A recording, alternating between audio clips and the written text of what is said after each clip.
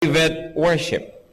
Christianity and Christians also find a lot of strength and power in private spirituality, in secret worship. Ang atin pong pag-aaral ngayon, pinamagat nating Secrets that Jesus Loves. Heavenly Father, we pray that you may be our speaker today.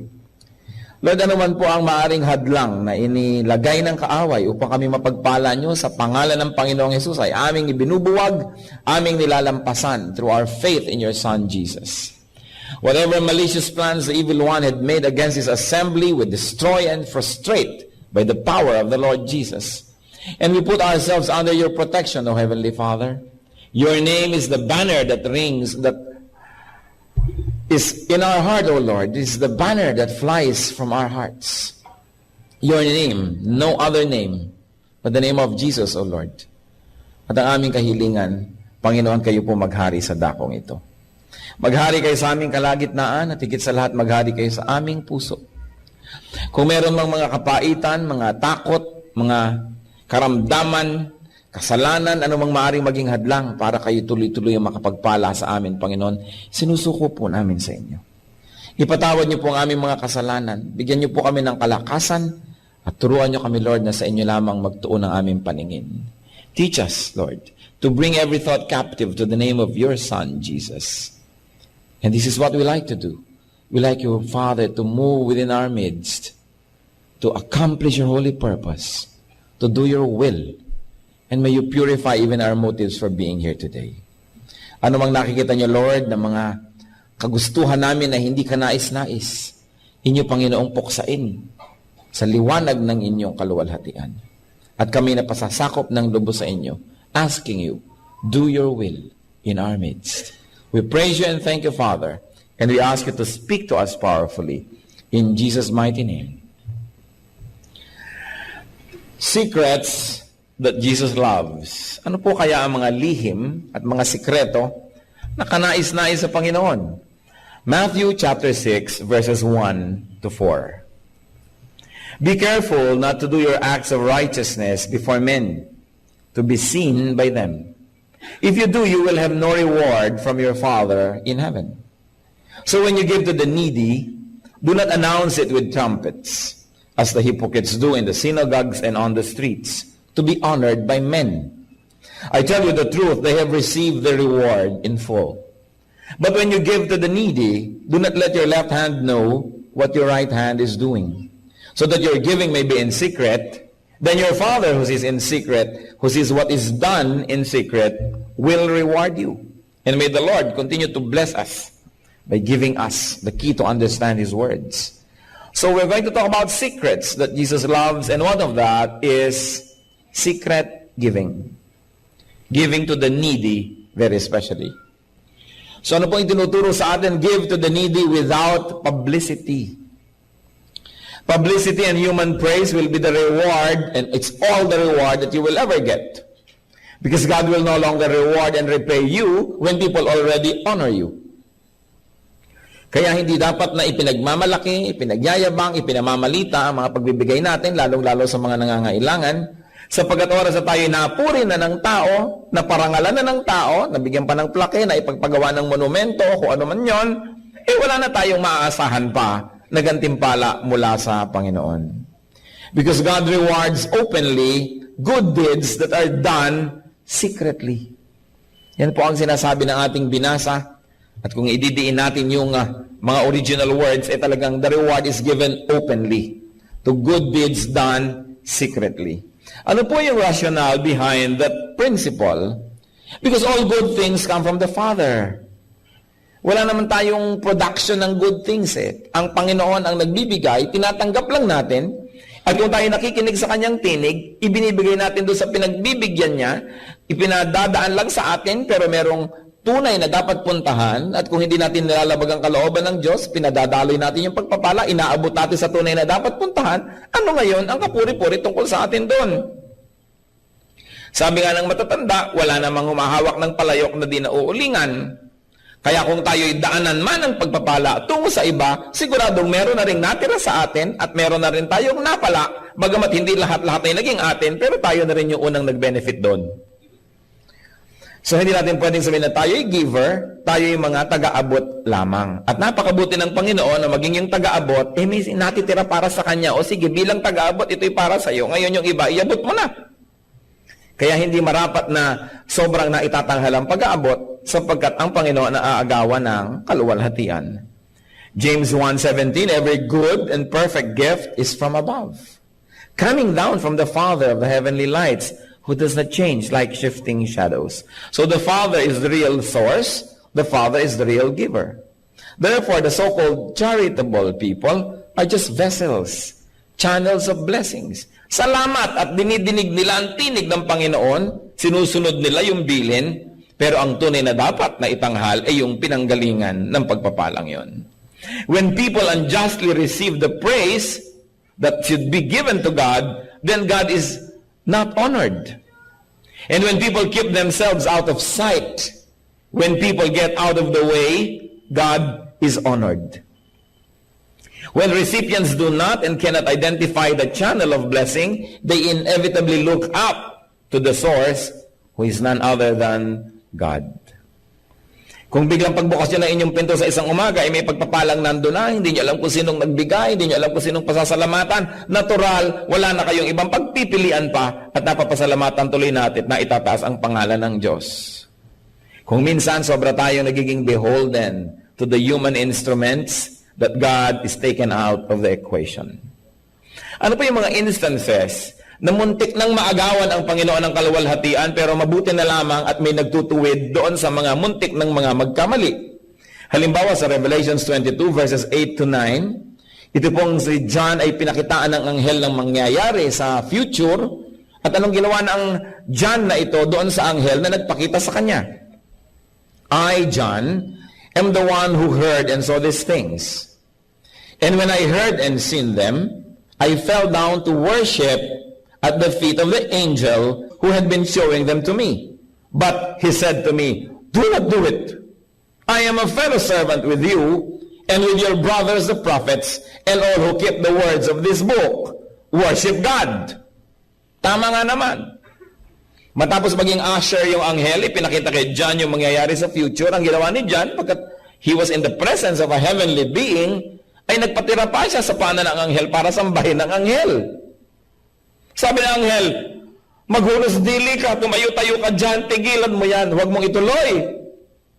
Sapagkat ako'y tulad mo lang, tulad din ng mga propeta, at tulad ng sino mang susunod sa mga nakasulat dito sa aklat na ito, na salita ng Panginoon. Ang gawin mo, sambahin mo ang Diyos lamang. Hindi tinanggap ng anghel yung papuri, hindi niya tinanggap yung pagsamba. At nakita niyo po na pati si John, na ngayon marami na rin sigurong nagdadasal kay John.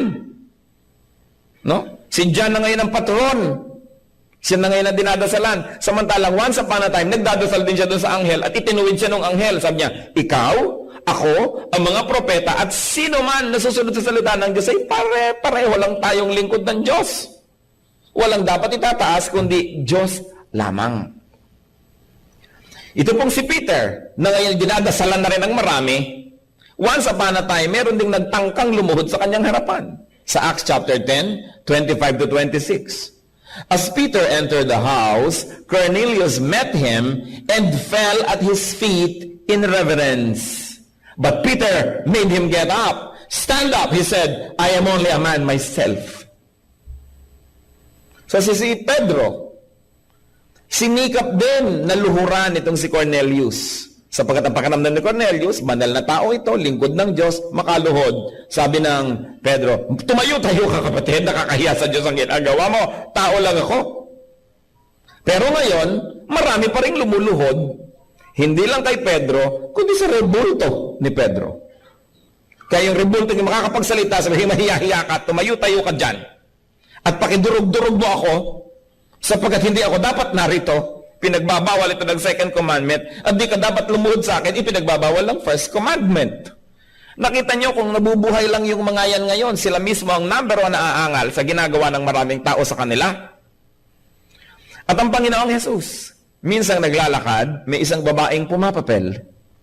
Luke 11, 27 to 28. As Jesus was saying these things, a woman in the crowd called out, Blessed is the mother who gave you birth and nursed you. He replied, Blessed rather are those who hear the word of God and obey it. So sabi nito isang babae nagmamagaling, pinagpala ang babae nagsilang sa iyo at nagpasuso sa iyo. At sinabi niya, ang tunay na pinagpala, yung nakakarinig ng salitang ito, nakikinig at sumusunod. Itinutuwid, sapagkat kung sino-sino ang binibigyan ng honor ng mga tao, liban sa Diyos at sa salita na nanggaling mismo sa Diyos. Kung magbabasa lang ng Biblia ang ating mga kababayan, maraming mga kabaliwan ang dali-daling mapapanaw. Mga pagsamba kong kani-kanino, pagluhod kong kani-kanino, pagdarasal kong kani-kanino, ang binibigyan ng papuri kung sino-sino. Ang binibigyan ng pasalamat kung sino-sino. Ay salamat tumigil ang baha. Bakit? Kasi nagdasal kami dito. Ay salamat tumigil ang bagyo. Ay salamat nagkaroon tayo ng mapayapang gobyerno. Ay salamat nagkaroon tayo ng ganito. Kanina nagpapasalamat hindi sa Diyos kung kani-kanino. Kaya di naman matapos-tapos ang mga pasanin na inihahampas sa atin ng langit sapagkat hindi tayo kumikilala sa tunay na dapat kilalanin. When God is honored, when truth operates, God blesses. Sapagkat ang karangalan ay para lang sa Diyos. Siya lang ang bagay tumanggap ng ganong mga bagay. Ngayon po, kailan ba maaaring halimbawang magbigay ka na nakikita ng iba? Kasi ang sinasabi natin, nagbibigay tayo na hindi ka tayo nakikita ng iba. Kailan kaya pwede na nagbibigay ka ng hindi nakikita ng iba? One is giving to the needy, to instruct, or to inspire, or to set an example. Halimbawa, nagbibigay kayo sa mga nangangailangan, nakikita ng inyong anak, nakikita ng mga bata, di mabuting nakikita nila para nagkakaroon ng halimbawa. O nakikita tayo ng iba para naman tayo itularan, para makita rin nila, ma-inspire din sila, pero wala tayong mga iniisip to promote ourselves. But at the least, we allow our good deeds to be seen so that they may become good examples to others. And also, kung minsan, yung mga good deeds natin, ina-announce natin to promote order. Halimbawa, magdodonate kayo sa isang church, sa isang institution, hihingi kayo ng resibo. Hindi dahil gusto nyo mapalagay ang pangalan nyo sa resibo, hindi dahil gusto nyo purihin ang inyong sarili, kundi para magkaroon ng kaayusan. Baka naman yung pinag-abutan ninyo, hindi na makarating doon sa kaban, yung dapat na makarating doon, kaya hihingi tayo ng resibo, hindi masama yun. And I urge Christians, whenever you give, lalong-lalo hindi kasabay ng collection o ng offering, individually, ibinibigay-bigay, huwag kayong abot ng abot kung kani-kanino. At dapat humihingi kayo ng receipt para merong kaayusan.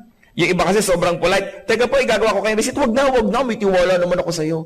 Hindi naman yung pagtitiwala nyo o kawalan ng tiwala ang pinag-uusapan, kundi para may kaayusan. Kaya hindi rin natin itinatago, yung ba may public offering, nagbibigay din tayo, kasi public collection, talaga namang isa-isang mag-abot, di ang haba na ng istorya nun. So, to promote order, it's also not so bad, no? Not bad at all, na makita rin ng iba. And of course, it is not bad to be seen when there is no intention to glorify ourselves. Kaya sasabi sa 1 Samuel 16 verse 7, the Lord looks at the heart. Sa puso naman natin tumitingin ang Panginoon. So there are actions that have to be made public to set an example or to instruct. So what is good whenever it comes to giving? It's good whenever there's a giver and a recipient. It's good. But what is better? When the giver is unknown, it is better. And what is best? When even the recipient is unknown to the giver. Na nagbibigay tayo na hindi ka nagbibigay na alam mo yung binigyan. Kaya tuloy kung minsan may superiority complex ka na rin. Nagde-demand ka na rin ng special treatment. Kasi binibigyan mo. Akala mo na rin kasi ikaw yung nagbibigay. Pero siyempre, you don't throw naman your good things in the air at bahala na kung kanino mapunta yon. Hindi ganon. But sometimes there are institutions we can trust. Na ito po ang gusto kong itulong kung kaninong nangangailangan, kayong nakakaalam kung sino yon, kayo na ang magparating. Maski hindi ko na malaman kung sino yon. Pero kailangan siyempre napatunayan na ng institusyon na katiwa-tiwala naman na gawin ang ganong mga transaksyon. So, secret giving is honorable to God. What else? Matthew 6, verses 5 to 6. And when you pray, do not be like the hypocrites. For they love to pray standing in the synagogues and on the street corners to be seen by men. I tell you the truth, they have received their reward in full.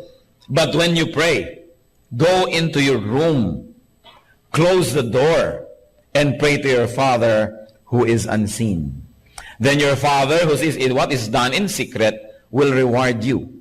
And may I be emphatic, this is the Lord Jesus speaking. Pati po yung ating binasa kanina na tungkol sa secret giving. Ito yung tinatawag na Beatitudes ng Panginoon, yung kanyang mga sermon na galing yan mismo sa kanyang labi. So what other secret is loved by Jesus? Secret prayer. So do not pray for the sake of publicity. Do not pray for the sake of show.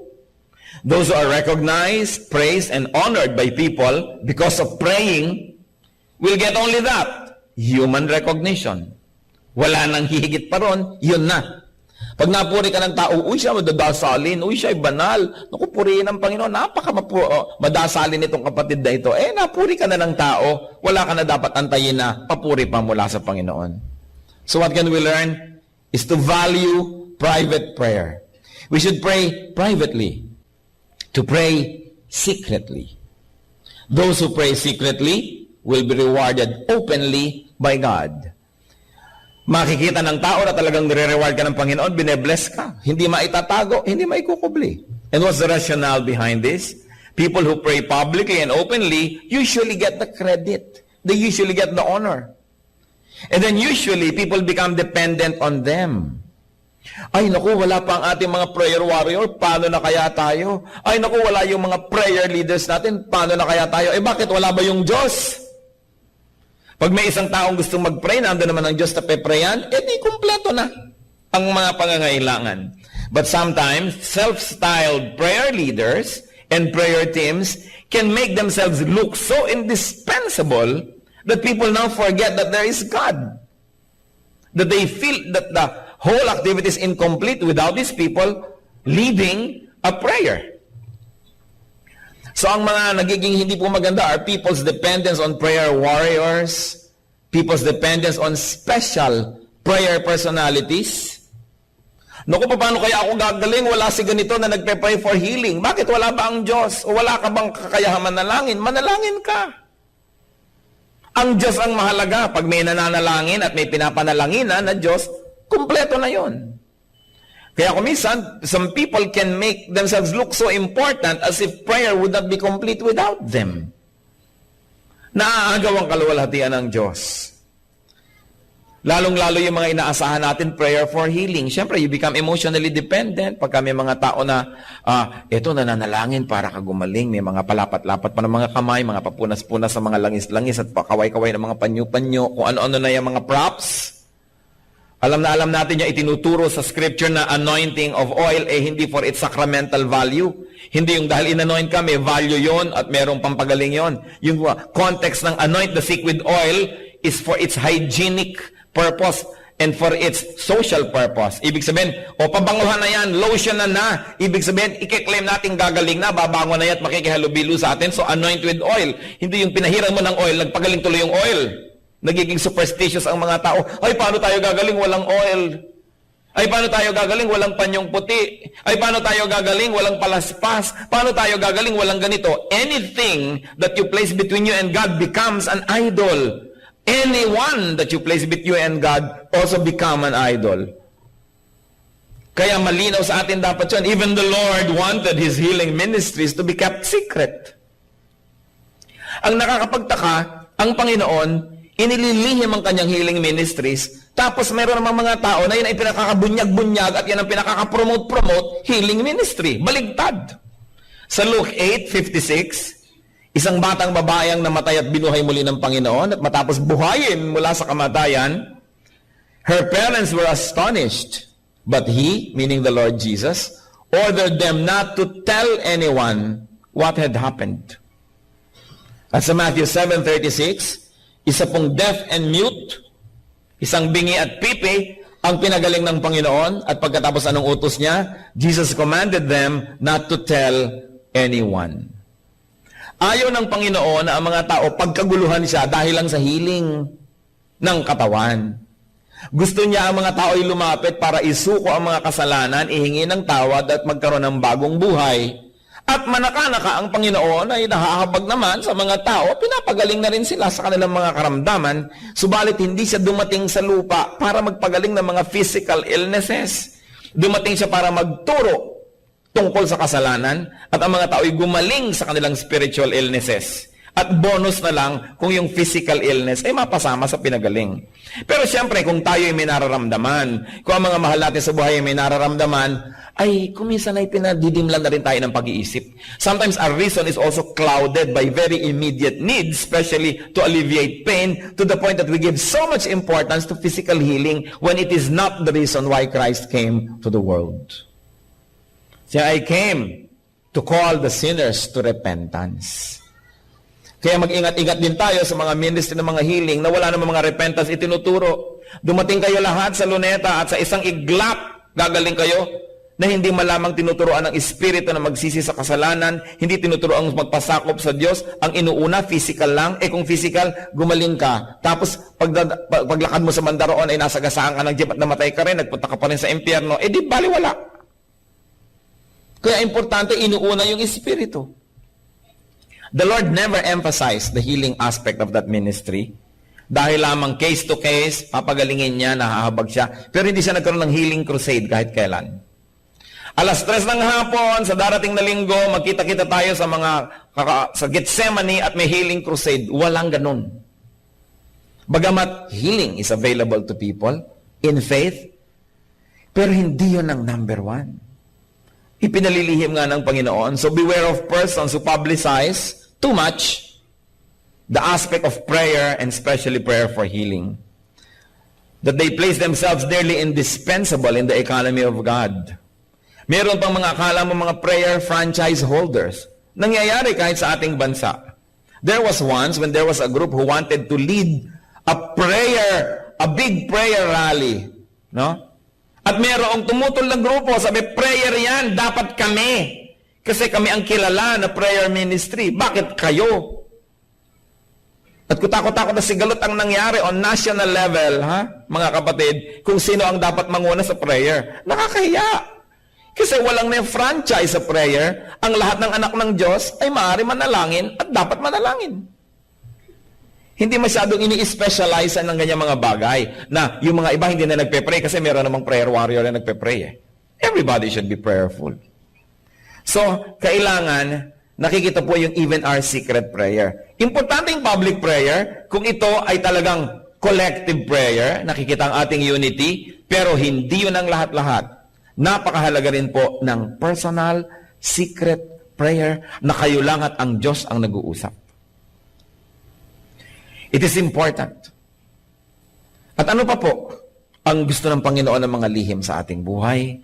Matthew 6:16 to 18. When you fast, do not look somber as the hypocrites do, for they disfigure their faces to show men they are fasting. I tell you the truth, they have received their reward in full. But when you fast, put oil on your head. Ito na naman yung anoint people with oil. Hindi ito for healing, kundi parang pabango, pampapresko. It is really for hygiene and for social use. When you fast, put oil on your head and wash your face, so that it will not be obvious to men that you are fasting, but only to your Father who is unseen.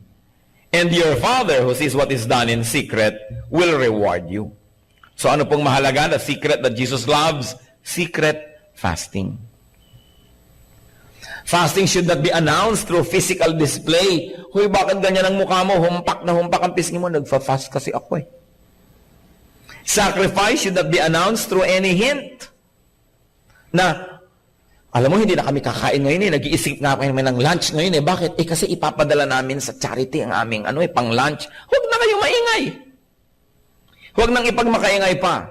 Self-denial and sacrifice, works of piety, should not be leaked, should not be suggested or hinted, should not be publicized for self-glorification.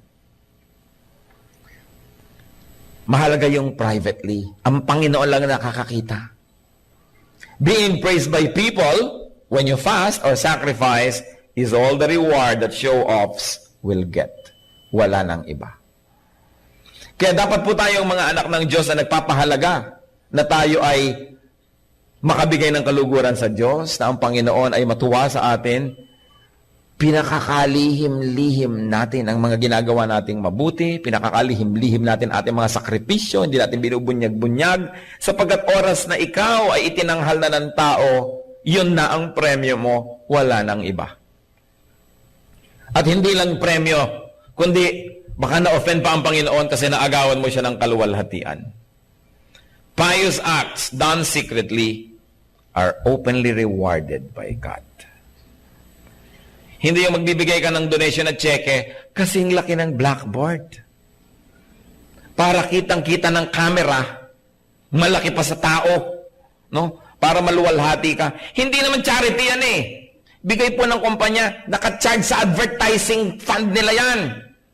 Hindi yan talaga ibinigay. Yan ay advertising. Kasi habang inaabot, yun naman pobreng umaabot, malaki pa sa kanya yung litrato ng cheque.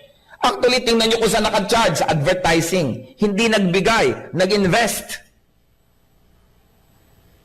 Fasting or giving must be done in secret.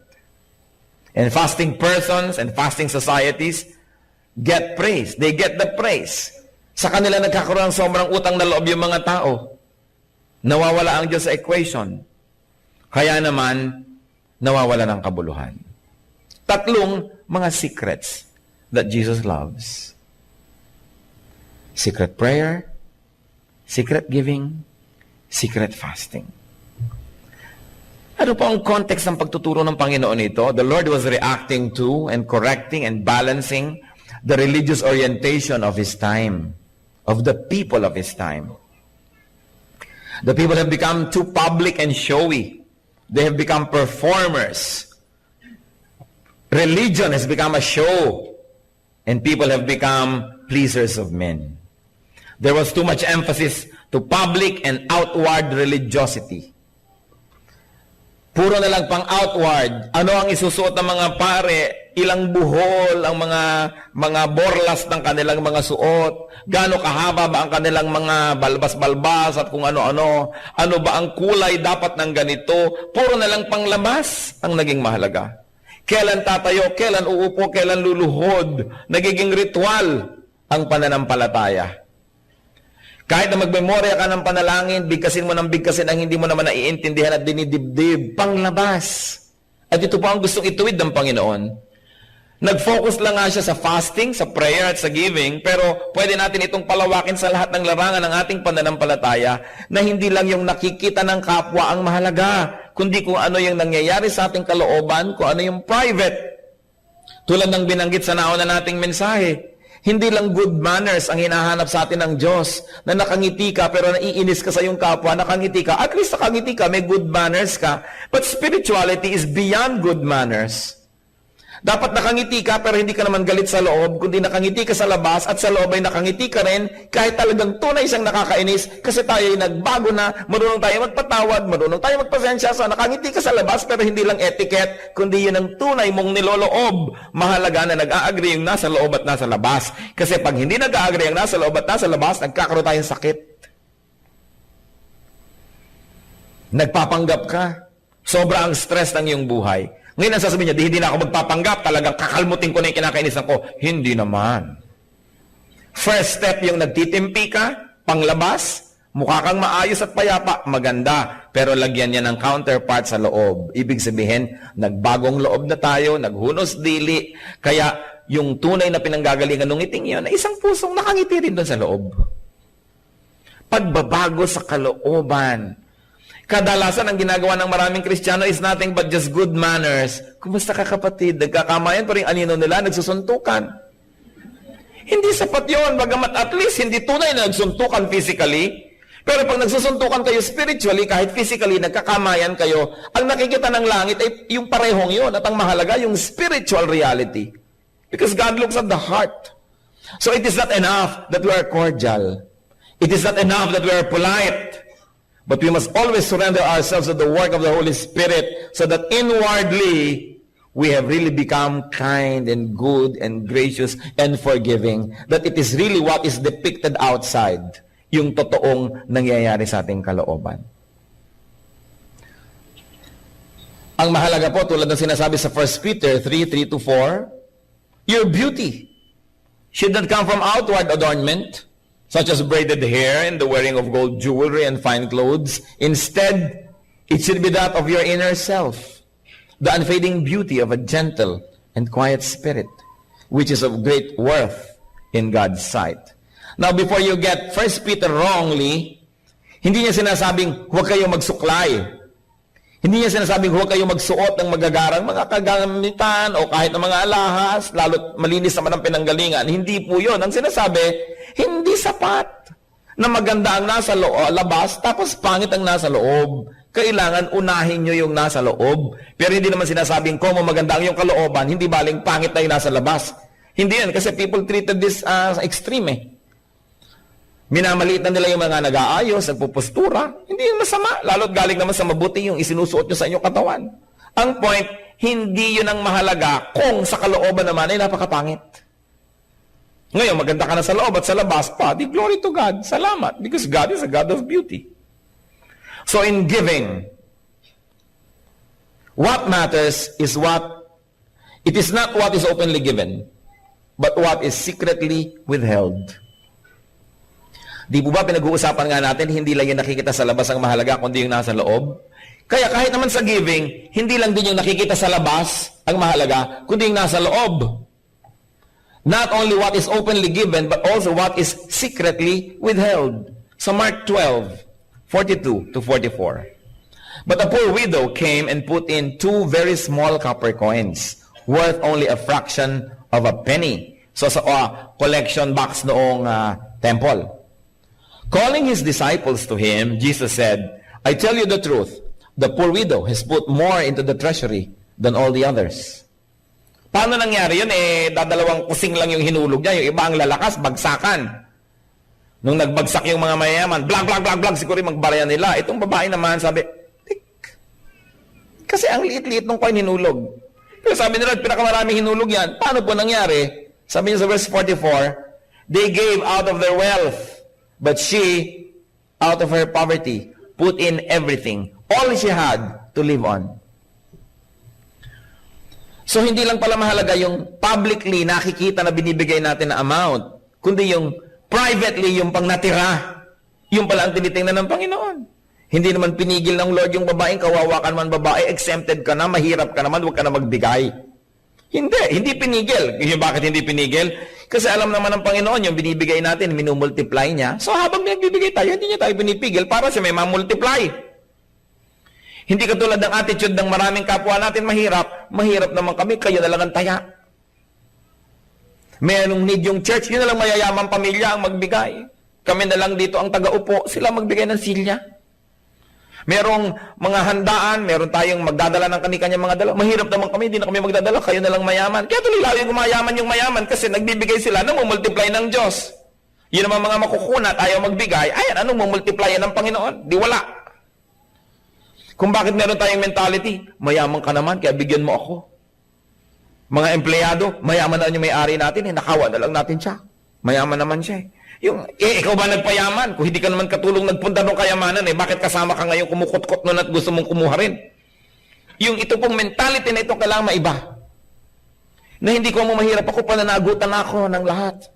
Minsan makikita mo sa TV, yung mga nagtirahan sa mga gilid ng ilog na hindi naman pinapatira doon, nagtirahan doon, nung may baha, ililikas tuloy ng gobyerno, ililikas ng libre, isasara mga eskwelahan natin para itira sila ng libre, papakainin ng libre, nagagalit pa sa TV, ang tagal-tagal, wala pa yung relief sa amin. Nagbabayad ba kayo ng buwis? Ang lakas ng loob yung humingi ng relief goods. Di ba? Yung mentality ng ating maraming kababayan, mahirap ako, meron ka, therefore sasandal ako sa'yo. Hindi ako mag-iipon, pag namatay ako, itutumba ko sa yung bangkay ko, problema mong bumili ng ataol para sa akin. Di ba? Hindi ko isipin na magkakasakit ako. Pag nagkasakit ako, bigyan mo ako, meron ka kasi. This kind of mentality must be corrected. We should deserve before we desire. Kaya nakita niyo po yung babae, kahit mahirap siya at inilagyan niya yung kalahat-lahat, hindi siya pinigil ni Lord kasi alam niya wala namang lugi sa nagbibigay sa Panginoon. Yung mauutak pa nga dyan ng lalo nang nagkakandagipit-gipit. Kasi pati man naman Panginoon, uutakan pa. So, Yung babae nagbigay, nakita ng lahat yon. Yung mga maraming pera, nagbigay din, nakita ng lahat. Pero ano niya kita ng Panginoon? Yung natira, matapos nagbigay yung lahat. Sabi niya, yung mga maraming hinulog, higit lalong marami pa sa bahay yan. I'm not impressed. Konti lang hinulog yan. Ang dami po, konti compared sa natira. Itong babaeng ko, ang daming hinulog. Ang liit nga po ang dami kasi wala nang natira. So nakita niyo, tinitingnan ng Panginoon, yung private, yung secret, yung nakalihim sa mata ng mga tao. Christ was emphasizing the importance of inner, quiet, and personal spirituality. Ano po ang ating buhay? Kumusta naman? Is our open religiosity matched by and grounded on and energized by our inner spirituality? Ang pag-worship niyo po ba, kasabay tayong lahat, merong katumbas na private worship nyo? Sa inyong silid, sa inyong bahay, sa ilalim ng puno, kung saan man na, kayo lang ng Diyos sa nag-uusap, nag-worship kayo. Ang atin pong public prayer na tayo, lahat ay yumuko, ipikit ang mata at magdasal at sabay-sabay naman tayo. Meron po ba kayong panalangin na private lang? Kayo lang ng Diyos ang nag-uusap. Mahalaga yun. Ang ating mga ginagawang mga kabutihan sa panglabas, naroon ba't may katumbas doon sa loob? These are the secrets that Jesus loves. Giving, praying, fasting, or sacrificing. God looks at the heart. God looks at what's inside. And God looks at what is secret. So let us use our energy not in hiding what we are, but in becoming what we should be. Dapat tayo po mga anak ng Diyos, maging totoo sa loob. Sapagkat ang spiritualidad natin ay hindi isang palabas, hindi siya show business, dapat ito po ay spiritual, totoo sa loob. Let us continue to nourish our spiritual and private spirituality. Mahalaga na nagtitipon-tipon tayo, nagkikita-kita, maraming group activities. Kasing halaga rin po nun, private spirituality, private prayer, private devotion, private reading of God's Word, private worship. Kaya napaka-importante sa ating paglagong espiritual. Ama naming Diyos, tunay nga you are God of balance. Hindi lang panglabas ang mahalaga sa inyo, kundi yung pangloob din. Higit pang ang mahalaga. Pakisuri niyo po kami, Panginoon, kung tunay nga magkatugma ang panglabas naming buhay at pangloob. Sa pakikitungo namin sa kapwa, yung bang nakikitang ngiti sa aming labi, ay may katumbas ng ngiti sa loob ng aming puso. Yung bang aming mga pagsamba sa iyo, pag marami kaming kasabay, ganun nga kaming sumamba sa iyo kung tayo'y napag-iisa lang, Panginoon. Ipakita mo po sa amin, Panginoon, that deep spirituality is private.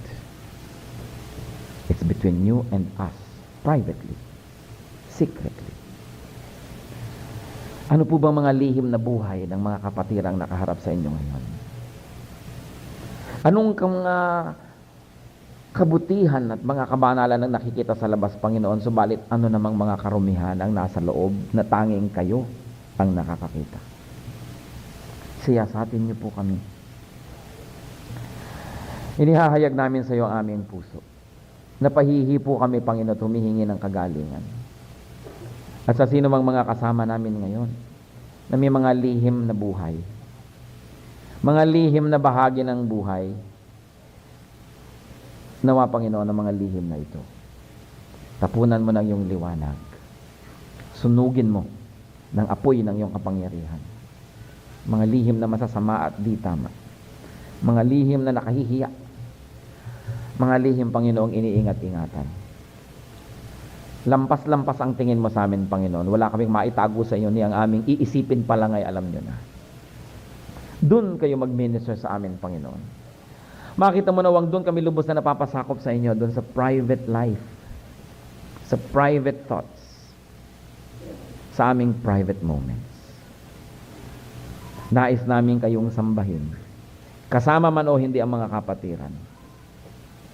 Nais naming maging matuwid, may nakatingin mang kapwa-tao o wala. Sapagkat unang-una, nais naming maging matuwid sa inyong paningin. Wala kaming bundok na maaring akyatin, walang mga libis kaming maaring puntahan, walang mga malalalim na dagat na maaring kaming sisirin na wala kayo doon. Kaya wala rin kaming mapupunta at makapaggagawa ng kasalanan di ninyo alam. Panginoon, nawa, kumilos ang Espiritu nyo sa aming buhay. Ipakita nyo sa amin ang kalagayan ng aming private worship, ng aming private spirituality. Yung kayo lang ang nakakakita. At nawa, doon pa lang, maging kalugod-lugod sa inyo. Ipatawad mo, Panginoon, sa amin ang mga bahagi ng aming pamumuhay na di ka nais-nais, bagamat lihim. Hindi bagay sa iyong mga anak kami mga iniingatang mga madidilim na lihim, sapagkat kami mga anak ng kaliwanagan. And if we walk in the light, as you are in the light, we have fellowship with you and with the brethren. Ituro mo sa amin, Panginoon, ang kahalagahan nung totoo, noong panloob, noong pangsarilinan lamang natin. Mga kapatid, patuloy tayong manalangin sa Panginoon. Humingi tayo ng pagkilos niya. Kung meron sa ating mga nagtitigas-tigasan ng puso, may mga lihim na compartment ang buhay natin, mga lihim na mga relasyon, lihim na mga gawain, lihim na mga hangarin, hindi ka nais-nais sa Diyos, isuko lahat ito. Hindi naghahabol ang Diyos ng panglabas na relihiyon. Ang hinahanap niya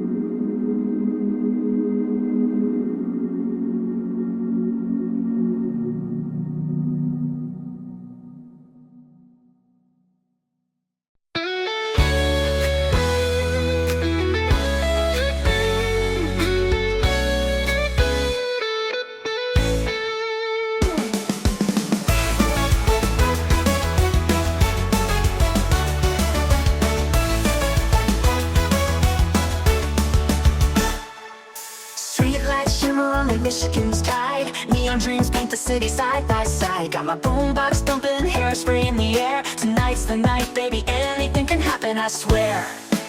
He's got eyes like fire, a smile like a summer day. And when he looks at me that way, my heart just starts to sway. He's across the room, but I know what he's thinking. Underneath this disco ball, our hearts are gonna be linking. When he's sitting nice, hearts beating like a drum. Got that magic feeling, something beautiful's begun. He's holding out his hand under the neon glow. Tonight we're gonna rewrite the stars, baby, don't you know? We're cruising down Lakeshore Drive, radio blasting our song. He's holding my hand tight, knows how to treat a girl right all night long. We're young, we're wild, got the whole world at our feet. This feeling's electric, baby, can't you feel the heat? He leans in close, whispers secrets in my ear. The city fades away, all I hear is him right here. Fireworks in my soul, this moment's meant to be. Underneath the Chicago moon, he's everything to me. He's got eyes like fire, a smile like a summer day. And when he looks at me that way, my heart just starts to sway. He's across the room, but I know what he's thinking. Underneath this disco ball, our hearts are gonna be linking. When he's sitting nice, hearts beating like a drum. Got that magic feeling, something beautiful's begun. He's holding out his hand under the neon glow. Tonight we're gonna rewrite the stars, baby, don't you know?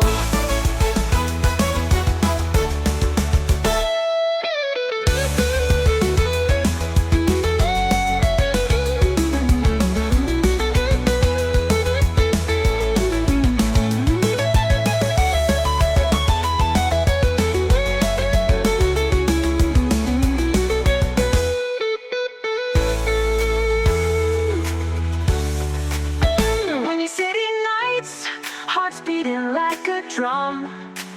Got that magic feeling, something beautiful's begun. He's holding out his hand under the neon glow. Tonight we're gonna rewrite the stars, baby, don't you know?